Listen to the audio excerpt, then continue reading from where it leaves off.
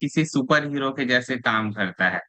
और एंटीऑक्सीडेंट जो होता है, अगर आप नेचुरली अगर आप देखें तो विटामिन सी में, विटामिन ई में, बीटा कैरोटीन में, कैरोटीनॉट्स में, और कई प्रकार के खनिज मिनरल्स और मैग्नीज और सेलेनियम, ये सभी चीज में ये पाए जाते हैं।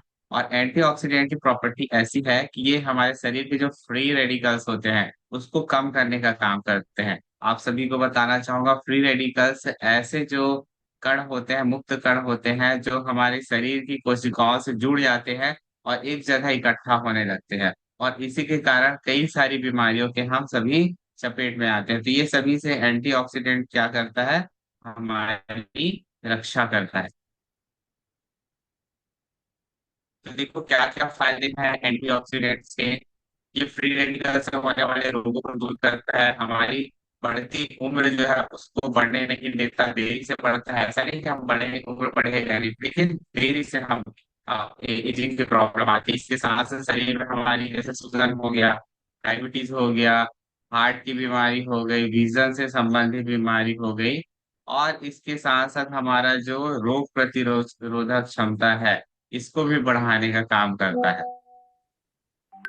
और क्यों जरूरी है, जरूरी क्यों है, क्योंकि देखो ये हमारे जो शरीर के जो बायोकेमिकल्स है उसके दुष्प्रभाव से हमको बचा के रखता है। हमें जो रेड ब्लड सेल, जिसको हमें लाल रक्त कोशिका बोलते हैं, हाँ, उसकी जो संख्या है उसको क्या करता है, ये इंक्रीज करता है, बढ़ा देता है। हम जब धूप में निकलते हैं तो उसका जो हानिकारक किरण है उससे हमें बचा के रखता है एंटीऑक्सीडेंट। इसके साथ साथ हमारे शरीर को ऊर्जावान, स्फूर्तिवान बना के रखता है। और अतिरिक्त जो बैक्टीरिया है हमारे शरीर का वो सभी को नष्ट करता है, नई कोशिका को निर्माण करता है। इसके साथ साथ जो हमारे शरीर की वर्तमान कोशिका रहती है उसको ज्यादा समय तक जीवित करके रखता है। और ये सभी चीजों का रिजल्ट ये आता है कि हम बहुत सारी जानलेवा बीमारी जैसे होती है वो सभी से हम बच सकते हैं। तो एक मिनट। तो शरीर में होने वाली कई सारी की जो विभिन्न क्रिया है, जैसे हमारा डाइजेशन हो गया, हम सांस लेते हैं, वो सभी में क्या होता है, ऑक्सीकरण होता है, हम सांस लेते हैं। तो इसी सांस लेने के दौरान भी कई प्रकार के उत्पाद हमारे शरीर में पनपने लगते हैं। जैसे यहाँ पर देखिए, एंटीऑक्सीडेंट जो काम है उसके बारे में मैं बताना चाहूंगा। पहले एंटीऑक्सीडेंट में जानने के पहले हम जानेंगे कि ऑक्सीडेशन क्या होता है। किसी भी चीज में जब हम ऑक्सीजन पड़ता है तो उसके कारण क्या होता है, कहीं ना कहीं उसमें धीरे धीरे उसका जीवन साइकिल है थोड़ा सा लो होने लग जाता है। जैसे हमारे शरीर है या कोई भी चीज है उसमें हवा पड़ेगा तो खराब होगा। तो एंटीऑक्सीडेंट क्या होगा, जैसे एंटीवायरस होता है वायरस को बचाने के लिए, वैसे एंटीऑक्सीडेंट क्या होता है, ऑक्सीकरण किसी चीज में हुई है उसको प्रभाव को बचाने के लिए हम एंटीऑक्सीडेंट का उपयोग करते हैं।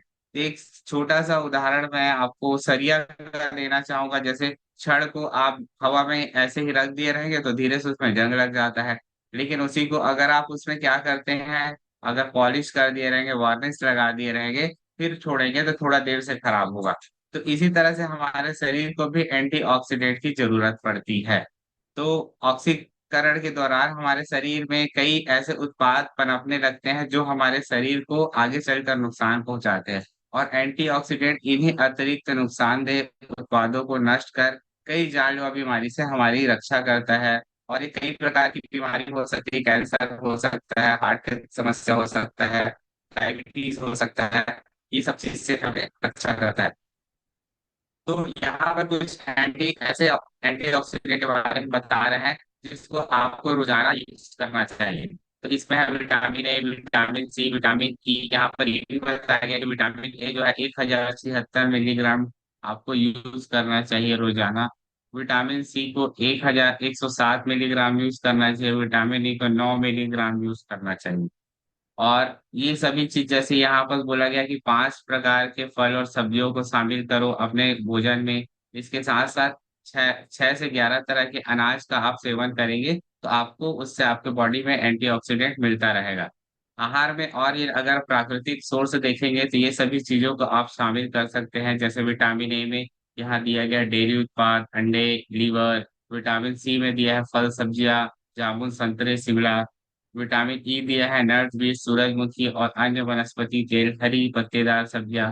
बीटा कैरोटीन, जो चमकीले फ्रूट्स और सब्जियां होती है उसमें बीटा कैरोटीन पाया जाता है, जैसे कि गाजर, मटर, पालक, आम, शिमला मिर्च।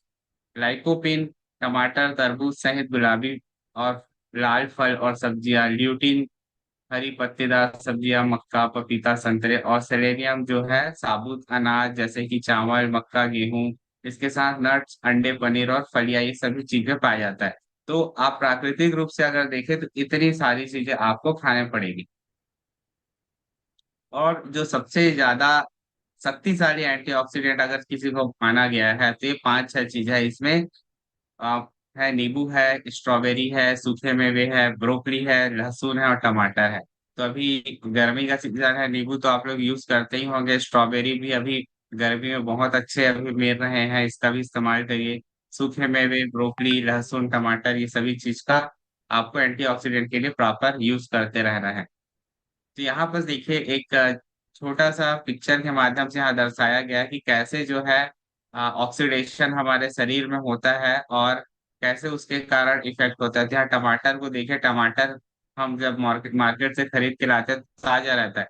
फिर धीरे धीरे वो टमाटर क्या होता है, थोड़ा सा उसका कलर डाउन हो जाता है और एक समय जब आता है जब वो सड़ने लगता है। तो क्या लगता है आपको, हमारे शरीर की कोशिका के साथ नहीं होता होगा क्या? बिल्कुल होता होगा, हमारा शरीर का कोशिका भी बनता रहता है, डेथ होते रहता है, बनता रहता है, डेथ होते रहता है। तो जो हमारे शरीर की कोशिका है वो भी एक समय के बाद क्या होगा, cell attack by free radicals होगा और सेल ऑक्सीडेटिव स्टेट। तो एक समय के बाद धीरे धीरे क्या होगा, वो भी डेथ होते जाएगा।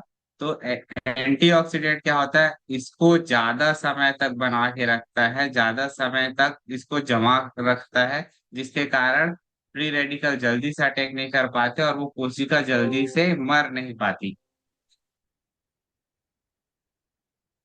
और ये देखिए फॉर्मेशन ऑफ फ्री रेडिकल्स, कैसे फ्री रेडिकल्स हमारे शरीर में आते हैं। यूवी लाइट जो है सूर्य की किरण के कारण ज्यादा रहोगे तो उससे आता है हमारे शरीर में। कहीं पर आपका चोट घाव हुआ है उसका इन्फ्लेमेशन, सूजन से आता है।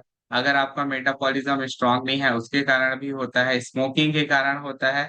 कोई आयनाइज रेडिएशन के पास अगर आप ज्यादा समय के लिए रहेंगे तब भी होता है। और एयर पॉल्यूशन के कारण भी जो है फ्री रेडिकल्स हमारे शरीर में पनपते हैं।